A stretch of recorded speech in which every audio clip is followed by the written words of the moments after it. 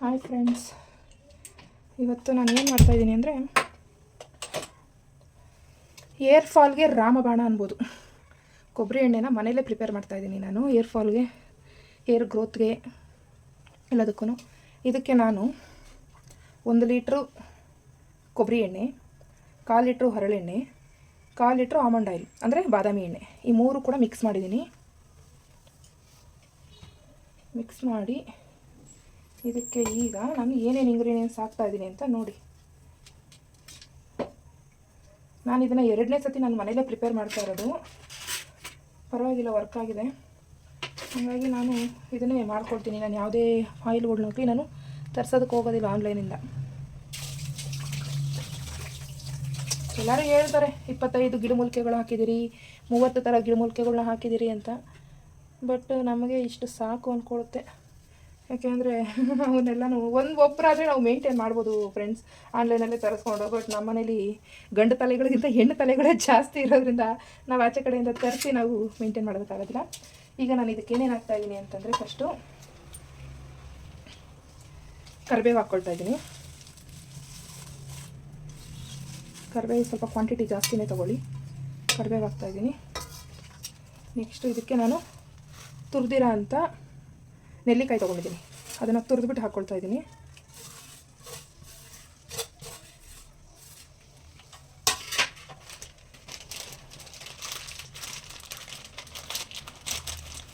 ಆಮೇಲೆ ಇದಕ್ಕೆ ನಾನು ರೋಸ್ಮೆರಿನ ಆನ್ಲೈನಲ್ಲೇ ತರಿಸಿದ್ದೀನಿ, ಅದನ್ನು ಹಾಕ್ಕೊಳ್ತಾ ಇದ್ದೀನಿ.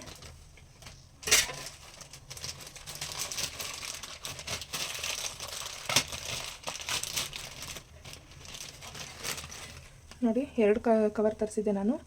ಈ ರೋಸ್ಮೆರಿನ ಹಾಕ್ಕೊಳ್ತಾ ಇದ್ದೀನಿ. ಮತ್ತು ಇದಕ್ಕೆ ನಾನು, ಕಾಣಿಸ್ತಾ ಇದೆಯಾ, ಇದಕ್ಕೆ ನಾನು ಮೆಂತ್ಯ ಮತ್ತು ಕಪ್ಪು ಜೀರಿಗೆ, ಮತ್ತು ಇದಕ್ಕೆ ದಾಸವಾಳದ ಎಲೆಗಳನ್ನ ಹಾಕ್ಕೊಳ್ತಾ ಇದ್ದೀನಿ. ಮತ್ತು ಹೂವು, ನನಗೆ ರೆಡ್ ಕಲರ್ ಹೂವು ಸಿಗಲಿಲ್ಲ, ಪಿಂಕ್ ಕಲರೇ ಸಿಕ್ತು, ಹಂಗಾಗಿ ಇದನ್ನೇ ಹಾಕ್ಕೊಳ್ತಾ ಇದ್ದೀನಿ. ಇನ್ನೂ ನಿಮಗೆ ಸಿಕ್ಕಿದ್ರೆ ಇನ್ನೂ ಬೇಕಾದ್ರೆ ನೀವು ಹಾಕ್ಕೋಬೋದು. ನಾನು ಸದ್ಯಕ್ಕೆ ಇಷ್ಟ ಹಾಕ್ಕೊಂಡೆ.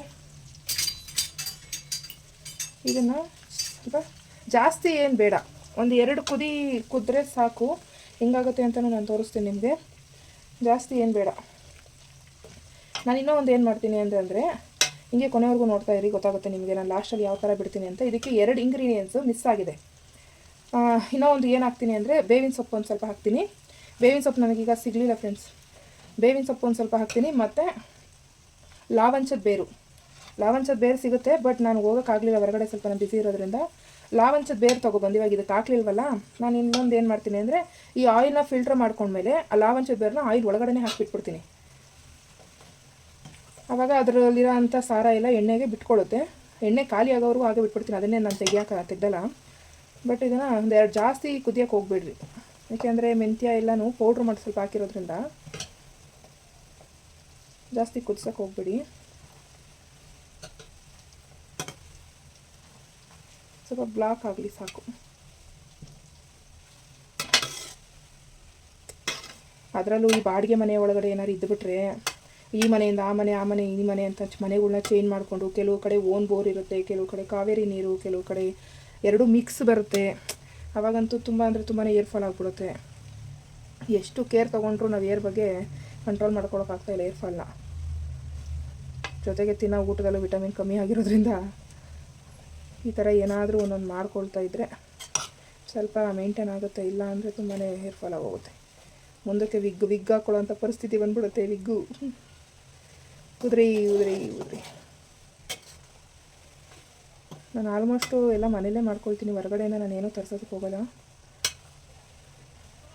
ನೀವು ಆದಷ್ಟು ಮನೆಯಲ್ಲೇ ಮಾಡ್ಕೊಳ್ಳಿ, ಹಣ ಉಳಿಸಿ. ಏನು ಅವ್ರು ಹಾಕೋದ್ಕಿಂತ 1-2-3 ಐಟಮ್ ನಾವು ಕಮ್ಮಿ ಹಾಕ್ಬೋದು ಅಷ್ಟೇ, ಬಟ್ ರಿಸಲ್ಟ್ ಅಂತೂ ಸಿಗುತ್ತೆ. ಸ್ವಲ್ಪ ನಾವು ಟೈಮ್ ಕೊಟ್ಟು ಮಾಡ್ಕೊಬೇಕು ಅಷ್ಟೇ. ಇದೆಲ್ಲ ಏನು ಕಷ್ಟ ಅನ್ನೋ ಥರ ಏನು ಐಟಮ್ ಇಲ್ಲ ಫ್ರೆಂಡ್ಸ್, ಆರಾಮಾಗೆ ಸಿಗುತ್ತೆ ಎಲ್ಲ ಐಟಮ್ಗಳೂ. ಕರಿಬೇವಾಗಿರಲಿ, ಮೆಂತ್ಯ ಆಗಿರಲಿ, ಕಪ್ಪು ಜೀರಿಗೆ ಗಂಧಿಗೆ ಅಂಗಡಿಲಿ ಸಿಗುತ್ತೆ. ಹಾಗಾಗಿ ದಾಸವಾಳ ಅಂತೂ ಆಲ್ಮೋಸ್ಟ್ ಎಲ್ಲ ಹಾಕೇ ಇರ್ತಾರೆ ಗಿಡಗಳು ಮನೆ ಹತ್ರ. ಈ ರೋಸ್ಮೆರಿ ಬೇಕಾದ್ರೆ ನಾವು ಆನ್ಲೈನಲ್ಲೇ ನಾನು ತರಿಸ್ಕೊಂಡೆ, ನೀವು ಆನ್ಲೈನಲ್ಲೇ ತರಿಸ್ಕೊಳ್ಳಿ. ತರಿಸ್ಕೊಂಡು ಹಾಕಿ ರೋಸ್ಮೆರಿ ಉಪಯೋಗಗಳು ಏನು ಅಂತ ನಿಮ್ಗೆ ಆಲ್ರೆಡಿ ಗೊತ್ತಿರುತ್ತೆ. ಎಷ್ಟೋ ಜನ ರೋಸ್ಮೆರಿ ವಾಟರ್ ಕೂಡ ಯೂಸ್ ಮಾಡ್ತಾರೆ. ನಾವು ಅದನ್ನು ಎಣ್ಣೆಗೆ ಹಾಕಿ ಸ್ವಲ್ಪ ಬೇಯಿಸ್ಕೊಳ್ಳೋಣ.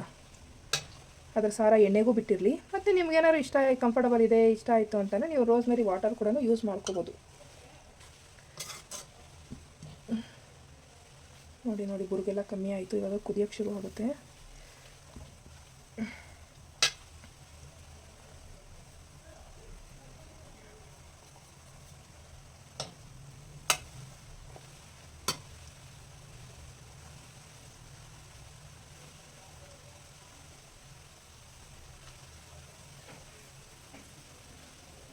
ನಾವು ವಾರಕ್ಕೊಂದು ಸತಿ ಮೆಂತ್ಯ, ಕರಿಬೇವು ಮತ್ತು ಮೊಸರು ಇವೆಲ್ಲನೂ ಸ್ವಲ್ಪ ವಾರಕ್ಕೊಂದು ಸತಿ ನೆನೆಸಿ ನೈಟೇನೆ ನೆನೆಸ್ಬಿಟ್ಟು ಅದನ್ನು ಬೆಳಗ್ಗೆ ಎದ್ದು ರುಬ್ಬಿ ಹಾಕಿ ಒಂದು 2 ಅವರ್ 3 ಅವರ್ ಬಿಟ್ಟು ತಲೆ ವಾಶ್ ಮಾಡೋದ್ರಿಂದ, ಕೂದಲು ವಾಶ್ ಮಾಡೋದ್ರಿಂದ ನಮಗೆ ಬಿಳಿ ಕೂದಲು ಜಾಸ್ತಿ ಬೇಗ ಬರೋದಿಲ್ಲ.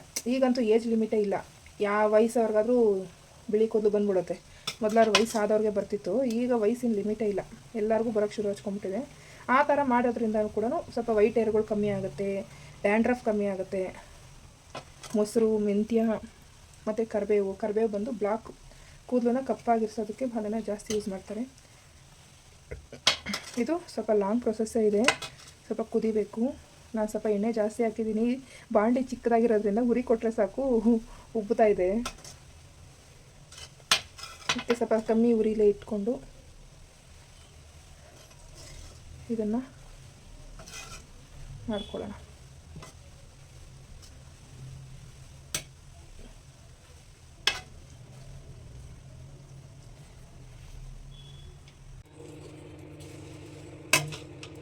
ನೋಡಿ ಫ್ರೆಂಡ್ಸ್, ಎಣ್ಣೆ ಎಷ್ಟು ಚೆನ್ನಾಗಿ ಬಣ್ಣ ಬಿಟ್ಟಿದೆ, ಬಣ್ಣ ತಿರುಗಿದೆ, ಎಷ್ಟು ಬ್ಲಾಕ್ ಆಗೋಗಿದೆ ನೋಡಿದ್ರಾ ಎಣ್ಣೆ. ಇವಾಗ ಇದನ್ನು ಸಂಜೆವರೆಗೂ ಹಿಂಗೆ ಬಿಟ್ಕೊಡ್ತೀನಿ ನಾನು. ಆದರೆ ನಾಳೆ ಬೆಳಗ್ಗೆನೇ ಫಿಲ್ಟ್ರ್ ಮಾಡ್ಕೊಳ್ಳೋಣ. ಹಿಂಗೆ ಬಿಟ್ಬಿಡ್ತೀನಿ, ಇನ್ನು ಕ್ಲೀನಾಗಿ ಫಿಲ್ಟ್ರ್ ಇದಾಗುತ್ತೆ. ಆಮೇಲೆ ಒಂದು ಡಬ್ಬಕ್ಕೆ ಹಾಕ್ಕೊಂಡು ಇದಕ್ಕೆ ಲಾವಂಚದ ಬೇರು ತೊಗೊಬಂದು ಈ ಎಣ್ಣೆ ಒಳಗಡೆ ಪರ್ಮನೆಂಟಾಗಿ ಹಾಕ್ಕೊಡ್ತೀನಿ. ಎಣ್ಣೆ ಖಾಲಿ ಆಗೋವರೆಗೂ ಆ ಲಾವಂಚದ ಬೇರನ್ನ ತೆಗೆಯೋದಿಲ್ಲ, ಅದರೊಳಗಡೆ ಇರುತ್ತೆ ಎಣ್ಣೆ ಒಳಗಡೆ. ಈ ರೀತಿ ಮಾಡಿ ನೋಡಿ.